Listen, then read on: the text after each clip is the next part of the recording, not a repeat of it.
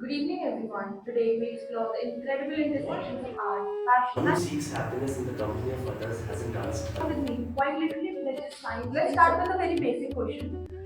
Dentistry and Bharatnatyam. These feels like two different worlds, right? How do they intersect together in your life? Okay, so it's a long story, but I'll cut it short into say I was always fond of science, biology, fond of biology, and I always wanted to become a doctor. And it just happened when I was in ninth class that I happened to come across this dancer, and I happened to watch her, and I saw many artists. And it was just that it was a very alien world for me. I didn't understand the language. I didn't understand what the whole context, because it's a very different sign language, codified language, and every sign, every gesture has some meaning, every mudra, every posture has something or the other, a story to tell. But because it usually is something that you have to learn, or as an audience you should be able to have patience to appreciate what the artist is trying to say. But as a child I never understood that, and as I grew up, so it was just the enthusiasm to watch more and more and more artists perform. And as destiny would have it, I was in my first year of dental college now, and I happened to watch this artist who is now my teacher, coincidentally, Rama Vaidyanathan in Delhi. The way she used Bharatanatyam to talk of social issues, to talk of human feelings, and she explained what she's doing before she performed her pieces.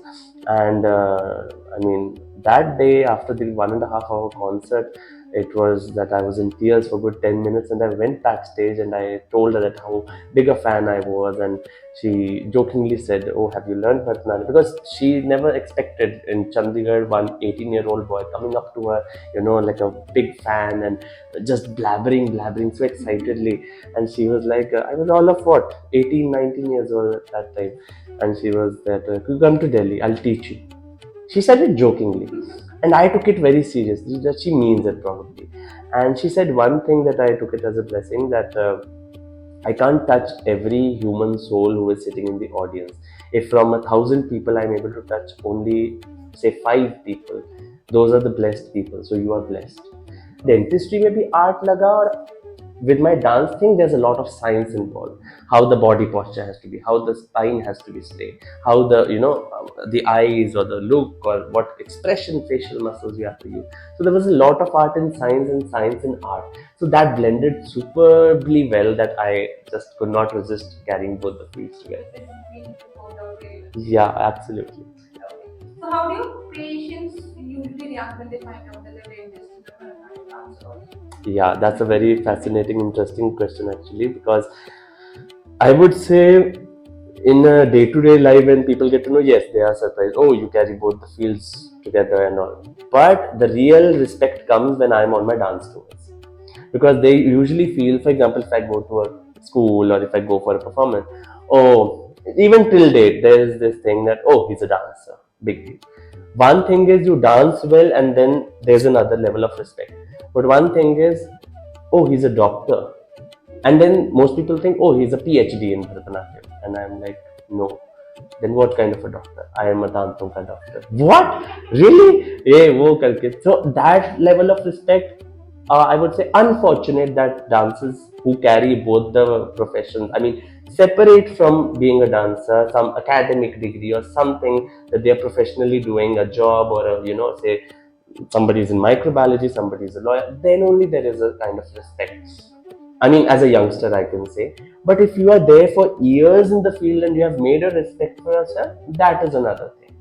But yeah, this thing is there. I mean, yeah, absolutely true that. Okay, so Bharatanatyam is basically such a demanding art form, right? Emotionally, physically, and spiritually. What drew you to it initially? The answer. Hmm. How has that relationship evolved over time? Like you started as a student Hmm. who was very mesmerized with the ideal.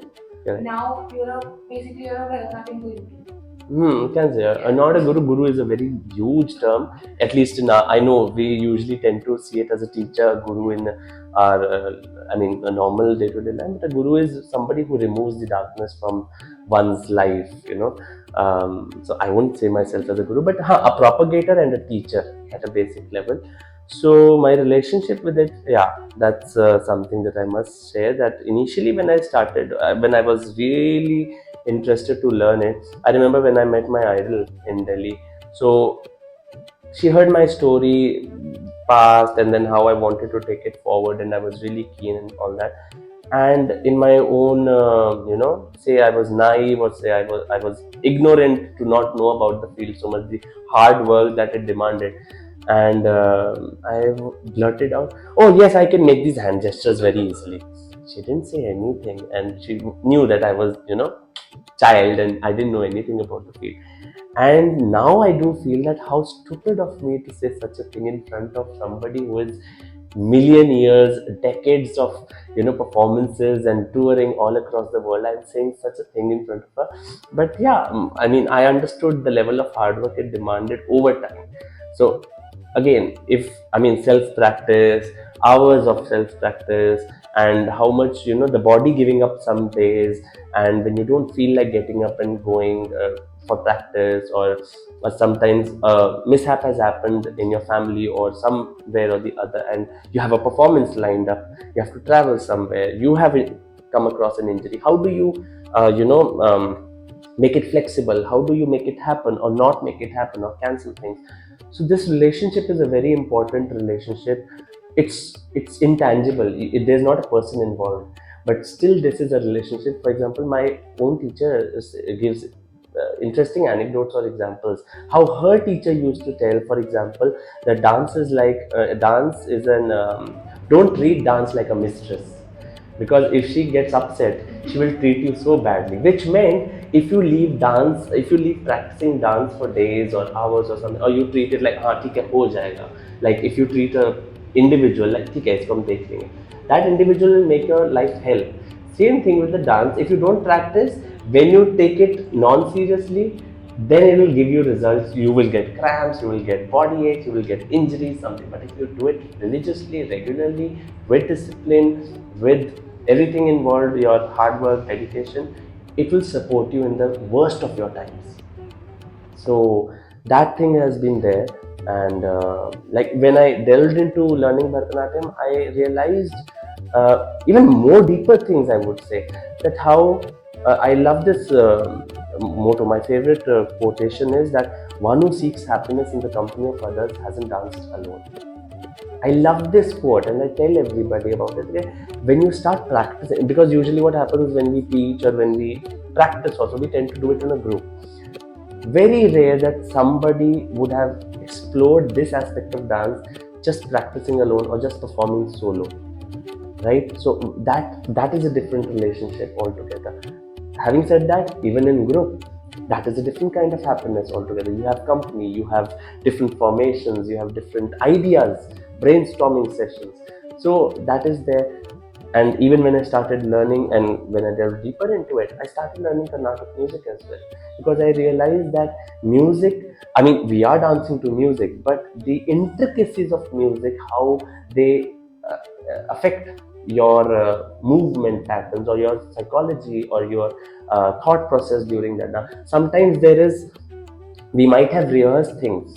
We might have rehearsed things for hours and ideas and all that. There are some vulnerable moments that come up, and you tend to forget that you are performing, but you are just there, and you maybe are so joyful. Maybe you are just doing Krishna and he's doing the Rasleela, but you forget you are Krishna and you are just joy abandoned. Or maybe you are doing a character that is very close to your real life, and you, or an emotion, or I might be portraying some female character, it can happen, but that emotion might be common, that she is feeling sadness and I might be having gone through some sadness, in my real life. And that tearing up on stage or that tearing up on the rehearsal floor, it happens many a times. So that relationship is very beautiful. Yeah. Thank you so much for sharing that. I mean, like from the way you talk, right? Both of these professions are incredibly taxing at both the ends. Was there ever a moment in your life after you decided to dance that you had to pick just one, and if you were given a choice, what would that be? Honestly, I've had this question if to pick one. I mean, I can't decide because maybe in this lifetime I was not supposed to pick up one. And if I don't know if or what. Maybe in the next lifetime, if I have such an opportunity or not, only then could I answer. But luckily, I have not happened to get an opportunity to choose one. I've been very lucky to continue with both. Yes, I did make up my mind that I will, till the age of 30 at least, which I am now, I did make up my mind after my graduation. I will give myself time for 5 years. Let me test both waters, and if I will have to go for one, I will go for one. If I'm able to carry both, I will carry both, and I will be able to carry both sides. Yeah. Okay, so you recently published a book about Yeah. Bharatnatyam. Let's talk about it. What's Sure, the book sure. about? Sure, that's again an interesting thing how it happened about. So this organization called Roots to Roots was existing and is doing an incredible job of taking classical artists, theater artists, or say music, classical musicians from of India, youngsters especially who are like trying to make a living out of this field, because it's quite hard to make a living out of it. So who are full-time dedicatedly pursuing these arts, different art forms. So this organization takes these youngsters and established people, or struggling, if one can say, to schools, especially Kendriya Vidyalaya and government schools around India, because they have tied up with them.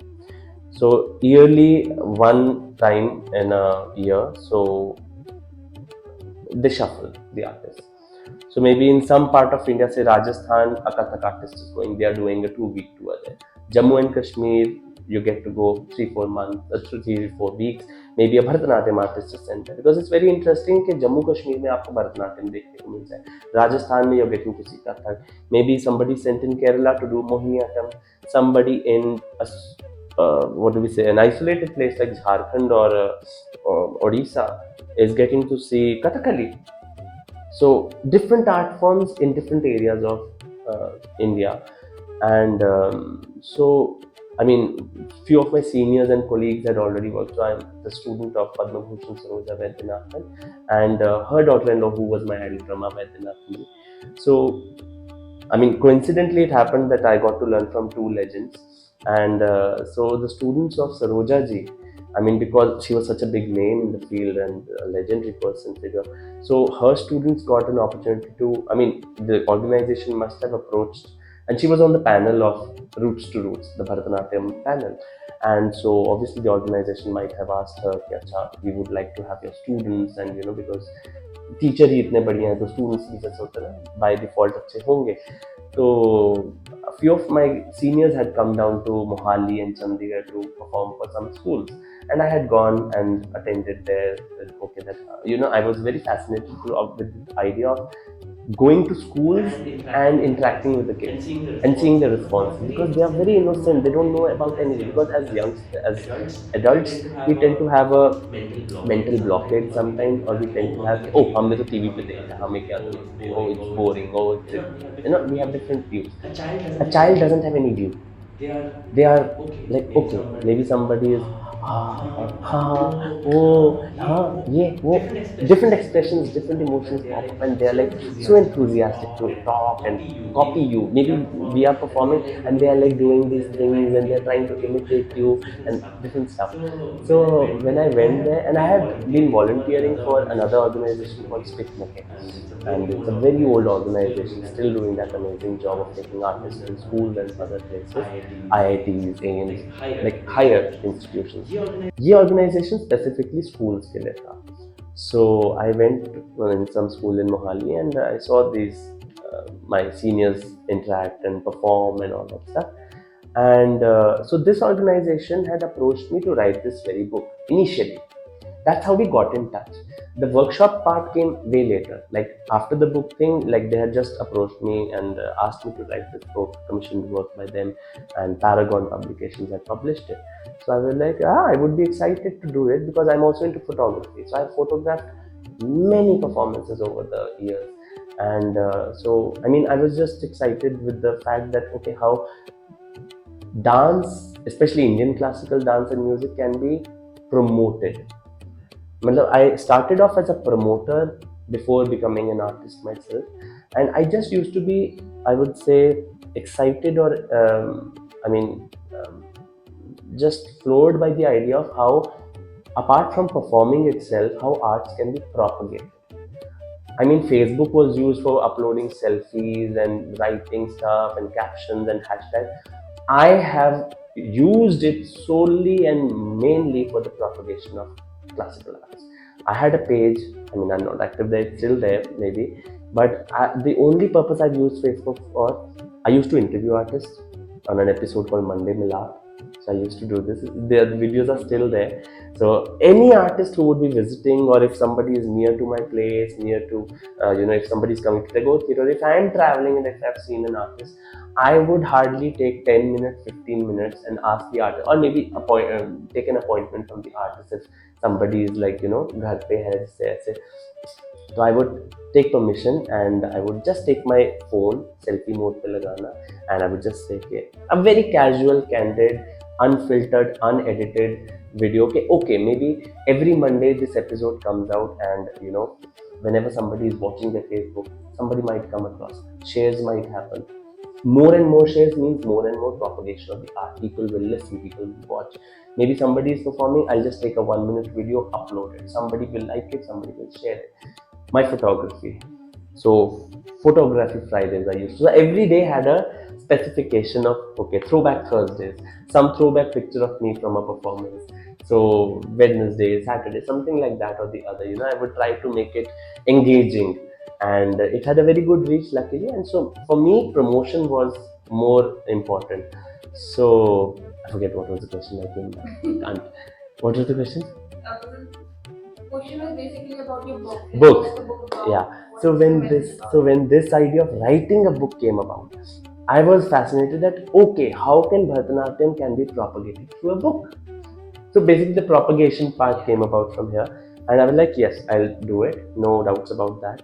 So it took me 3 long years to completely compile it. 2 years to write. 1 year went about in editing, the corrections. I'm getting calls from the center that, hey, this correction needs to be done. This caption is wrong. This photograph is not good. Send me this, something that. तो करते करते बस 2022 में से लेके 2025 में बस जनवरी में we got a call that the book is finally launching.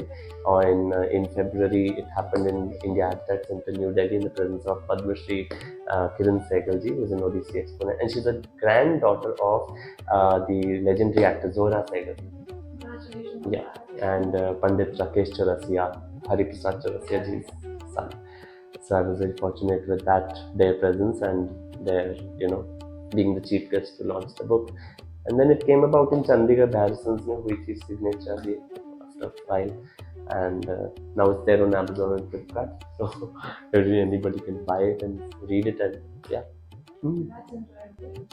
And like moving on to the second last question, actually, I recently saw on your Instagram that your film was also selected for Mumbai Film Festival, right? So you're an actor, you're a theatre artist, you're a cameraman, photographer, you're a dancer, and you're a dentist. What is your favorite feature? Please, no, it's quite unfair. Honestly, unfair to answer that, because I honestly feel they all are interrelated, and somewhere or the other they are interrelated. And I mean, I honestly can't say that which is my favorite. It's like having 5 children and saying which one is your favorite. Every film's got their favorite. Maybe. Come on. I honestly can't. I really can't, because. Okay, the first thing that comes in your mind, absolutely favorite profession. If you say that, I would say dance, yeah. And even in that, I would say as a teacher.